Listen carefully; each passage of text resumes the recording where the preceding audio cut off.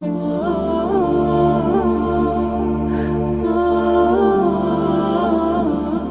دفعہ سلیمان علیہ السلام نے کہا یا اللہ تو نے مجھے بڑی حکومت دی ہے، میں تیری ساری مخلوق کی دعوت کروں 1 سال۔ اللہ تعالیٰ نے فرمایا یہ تیرا کام نہیں۔ کہا 1 مہینہ؟ کہا سلیمان یہ تیرا کام نہیں۔ کہا 1 دن؟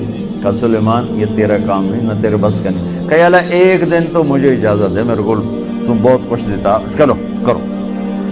تو سلیمان علیہ السلام نے کھانے تیار کروائے، ہوا کو حکم دیا گیا کہ ٹھنڈی ہو کے چل، کھانے خراب نہ ہوں، اور اتنا لمبا دسترخوان بچھا کہ ایک طرف سے چلتے تو 1 مہینے کے بعد جا کر وہ دسترخوان ختم ہوتا تھا۔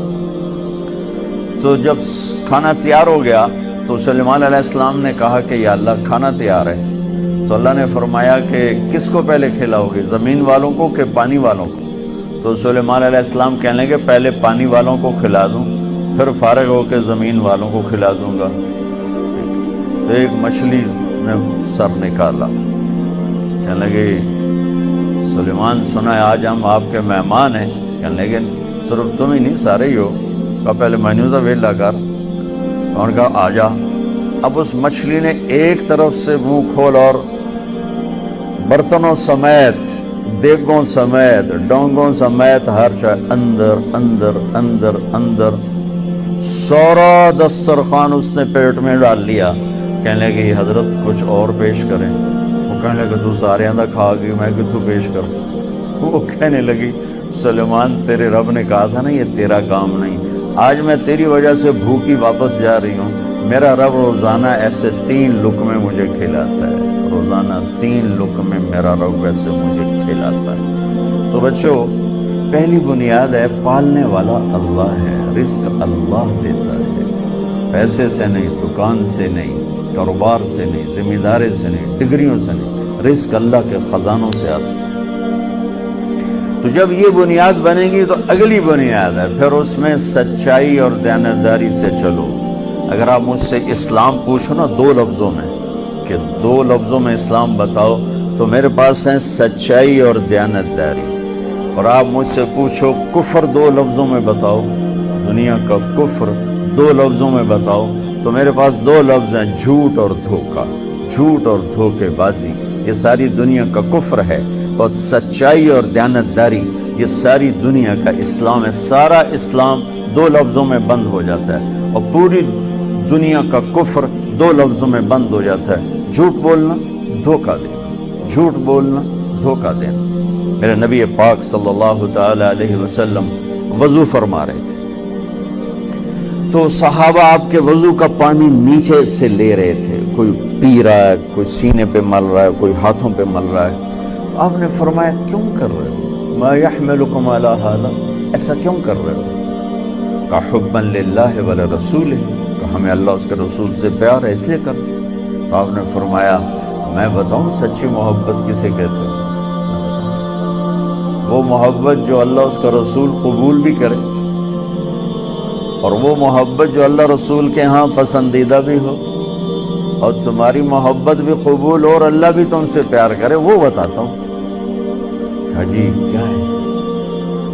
تو آپ نے فرمایا من سر ان یحب اللہ ورسولہ ویحبہ اللہ ورسولہ، اگر تم یہ چاہتے ہو کہ اللہ اور اس کا رسول تم سے پیار کریں اور تم بھی اللہ اس کے رسول سے پیار کرو، تو صرف ہے وضو دے پانی پینے نال کم نہیں بڑھنا، اسے 3 کام کرنے پڑیں گے۔ کیا کیا ہیں؟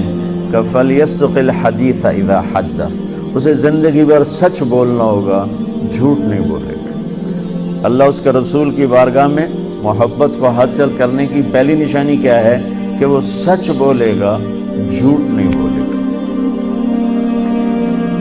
دوسری کیا ہے؟ فَلْيُؤَدِّ الْأَمَانَةَ إِذَا تُؤْمِنَ، کبھی کسی کو دھوکہ نہیں دے گا، کبھی کسی کو دھوکہ نہیں دے گا، دیانتداری سے کام کرے گا۔ حضرت عمر رضی اللہ تعالیٰ عنہ فرمانے لگے لوگو تہجد میں کسی کو روتے دیکھ کے یہ نہ سمجھنا بہت بڑا آدمی ہے، لا تغرنکم تنتنۃ الرجل باللیل فی صلاتی، کسی کو تہجد میں ہچکیاں لیتے گڑ گڑاتے دیکھ کر یہ نہ سمجھنا کہ رابعہ بصری ہے، جنید بغدادی ہے، یہ نہ سمجھنا کہ بہت بڑی عورت ہے، بہت بڑا مرد انسان ہے۔ ان الرجل کامل، مکمل، اکمل، اعلیٰ ترین انسان جانتے ہو کون ہے؟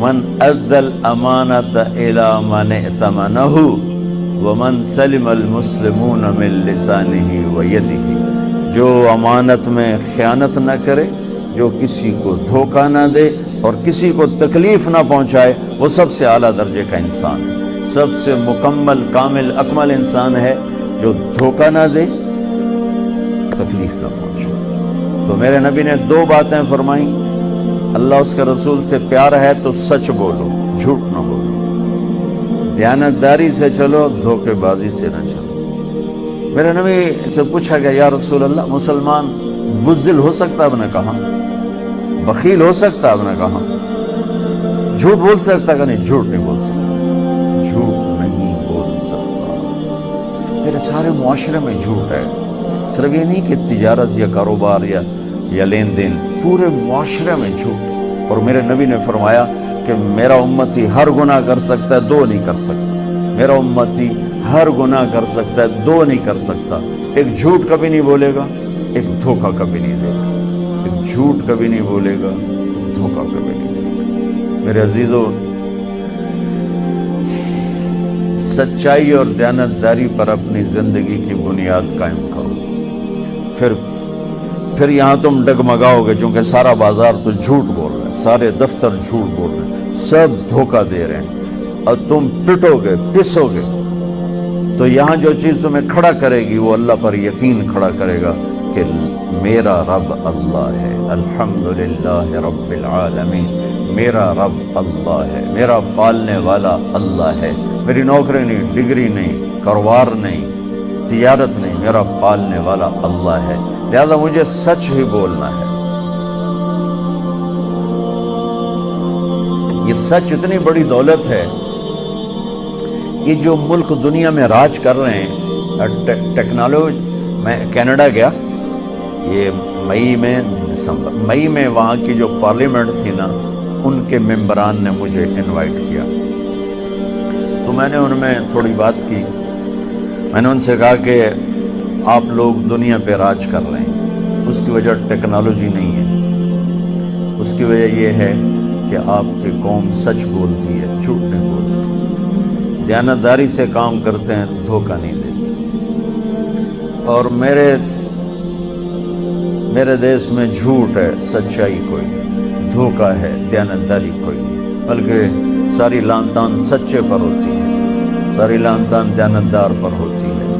میرے نبی نے فرمایا تھا ایک زمانہ آئے گا جھوٹے کو سچا کہا جائے گا، سچے کو جھوٹا کہا جائے گا، اور دیانتدار کو بددیانت کہا جائے گا، بددیانت کو دیانتدار کہا جائے گا۔ تو